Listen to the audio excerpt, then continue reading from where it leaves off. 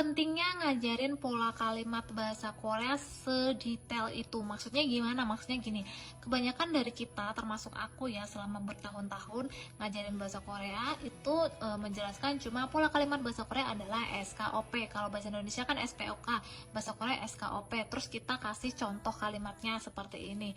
Nah, kebanyakan dari kita udah mentok menjelaskan sampai situ aja. Akibatnya apa? Murid-murid itu bingung yang dimaksud objek itu apa, subjek itu apa, itu pada nggak tahu. Kenapa? Karena kita nggak menjelaskan secara detail. Banyak yang pusing kan dengan partikel. Contohnya seperti ini, kalau ada soal seperti ini dan kita disuruh isi partikel, banyak banget yang isi dengan partikel elel. Partikel elel tahu kan? Partikel elel itu partikel objek. Mocarel isoyo. Kenapa banyak yang mengisi pakai elel? Karena mereka berpikir, loh moca itu kan objek, bener dong pakai elel. Oh, itu kan objek, partikelnya elel. Bener dong, moca itu adalah objek. Padahal enggak, teman-teman. Enggak gitu konsepnya. Jadi begini dong, pada tahu kan pola kalimat dalam bahasa Korea SKOP, susunannya seperti ini ya. S dulu, habis itu K, terus O, baru P. Nah, yang menempati posisi subjek itu enggak melulu manusia. Nah, ini banyak yang salah nih. Dipikir subjek itu selalu manusia, enggak. Terus ini juga sama nih. Di sini tadi aku kan bilang kan, banyak yang isi pakai elel karena mereka mengira ini objek. Enggak, objek itu enggak melulu soal benda mati. Yang bisa menempati posisi sebagai SKOP ini adalah kata benda.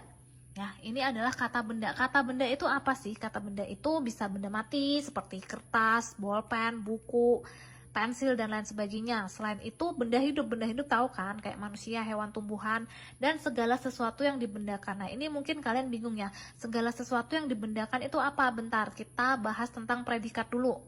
Udah pada tahu ya, yang menempati posisi sebagai SKOP itu adalah kata benda. Kata benda itu artinya ini nih, benda mati, benda hidup, dan segala sesuatu yang dibendakan.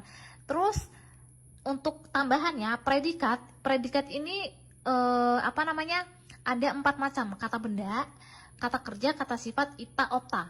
Kata benda, kata kerja, kata sifat, ita, opta. Nah, segala sesuatu yang dibendakan itu apa? Misalkan nih, aku ngomong ulang tahun. Ulang tahun termasuk yang mana? Kata kerja nggak mungkin ya. Ulang tahun kok kata kerja. Kata kerja itu kan kayak makan, minum, jalan, renang. Itu kata kerja. Kata sifat nggak mungkin juga. Kata sifat itu kan kayak cantik, jelek, pintar, bodoh, itu kata sifat. Ita, opta juga nggak mungkin. Ita, opta ya cuma ita sama opta aja. Anggotanya gengnya ya cuma 2 ini aja. Nah, berarti ketika aku mengatakan ulang tahun, dia termasuk di kata benda. Nah, itu yang dinamakan segala sesuatu yang dibendakan. Jadi dia tidak termasuk benda mati, tidak juga termasuk benda hidup, tapi segala sesuatu yang dibendakan. Jadi udah paham ya? Yang menempati SKOP itu kata benda, tambahan untuk P atau predikat itu tidak hanya kata benda, tapi bisa kata kerja, kata sifat, ita, opta. Jadi cukup salah satu aja, jangan semuanya dimasukin, salah satu aja. Kalau kata benda itu posisinya sebagai SKO, itu dia punya partikel. Partikel tahu kan, macam-macam ya partikel itu. Contohnya partikel enen, iga, eso, elel itu partikel. Tapi kalau kata benda ini posisinya sebagai predikat, dia itu punya akhiran. Akhiran itu apa? Contohnya kayak gini nih. Macam-macam. Kan kalian pernah lihat kan, misalkan ini pergi, bahasa Koreanya adalah kata.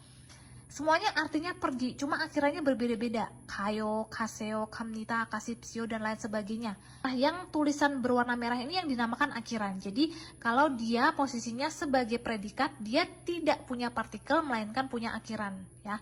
Tapi kalau dia posisinya sebagai SKO, dia itu punya partikel. Partikelnya macam-macam, untuk subjek sendiri, keterangan sendiri, objek sendiri.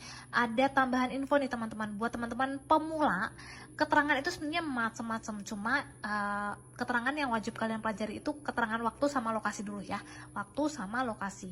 Informasi lainnya, objek itu harus berpasangan dengan kata kerja. Jadi kalau kalimat itu mengandung objek, pasti ada kata kerja. Kata kerja tak dapat berdiri sendiri tanpa objek, tapi objek itu nggak bisa. Objek nggak bisa berdiri tanpa kata kerja. Jadi di sini ketika kalian mengisi dengan lel, sampingnya itu harusnya kata kerja. Sedangkan isoyo apakah termasuk kata kerja? Enggak ya, dia punya geng sendiri. Dia tidak termasuk kata kerja, kata sifat, kata benda, punya geng sendiri. Jadi di sini kalau kalian mengisi Lel tidak tepat karena kalau dia sebagai objek sampingnya itu harus ada kata kerja, sedangkan ini tidak ada kata kerja. Di sini pakainya ga mozaga isoyo, jadi dia sebagai subjek kalimat mozaga isoyo, mozaga isoyo. Nah, pola kalimat itu kan SKOP, tapi kalian juga harusnya tahu ya, kalimat itu kan nggak mesti lengkap ya kan, nggak mesti harus ada subjek terus. Nah, tapi ada loh yang berpikir Hangguko titik 공부해요. Di sini dia berpikir, oh ini kosakata pertama, berarti dia sebagai subjek. Jadi diisi 한국어가 공부해요. Padahal pola kalimat itu nggak mesti lengkap. Di sini tidak tepat kalau sebagai subjek, karena kalau dia sebagai subjek berarti yang melakukan aktivitas belajar adalah si bahasa Korea. Padahal harusnya kan bahasa Korea ini yang dipelajari. Jadi dia sebagai objek. 한국어를 공부해요. 한국어를 공부해요. Jadi buat yang masih bingung dengan pola kalimat, setidaknya habis baca video ini, nonton video ini setidaknya ada gambaran sedikit ya.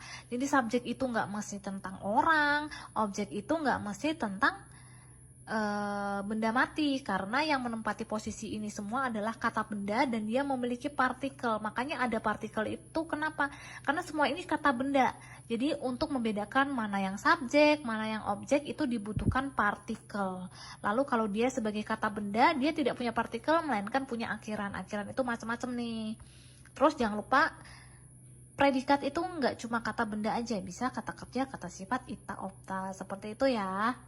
Nah, buat teman-teman yang lagi nyari tempat les, ayo cobain les di Study with Sam. By the way, sistem kita itu tanpa Zoom ya. Jadi kalau misalkan nyarinya yang Zoom berarti kita belum jodoh. Tapi kalau tanpa Zoom boleh nih mampir ke ini kita nih. Mampir ke sini, namanya sama kayak nama TikTok. Nanti baca dulu sistem lesnya, kira-kira cocok atau enggak. Kita private only ya, enggak ada grup. Nah, nanti kalau belajar itu pasti dapat kosakata, itu udah pasti. Kosakata, cara pelafalannya itu juga kita kasih materi. Oh, materi kita itu sangat detail. Jadi ini colorful juga, berwarna. Jadi nggak bakal bosen bacanya. Ada murid aku yang bilang bacanya kayak baca komik, ada yang bilang kita kayak diajak ngobrol. Jadi pokoknya cara menjelaskan materinya itu sangat unik lah, jadi nggak monoton, pokoknya seru deh. Makanya cobain dong les di Study with Sam. Ini agak lemot nih internetnya nih. Colorful, cakep kan, lucu kan. Yuk daftar les yuk di Study with Sam ya.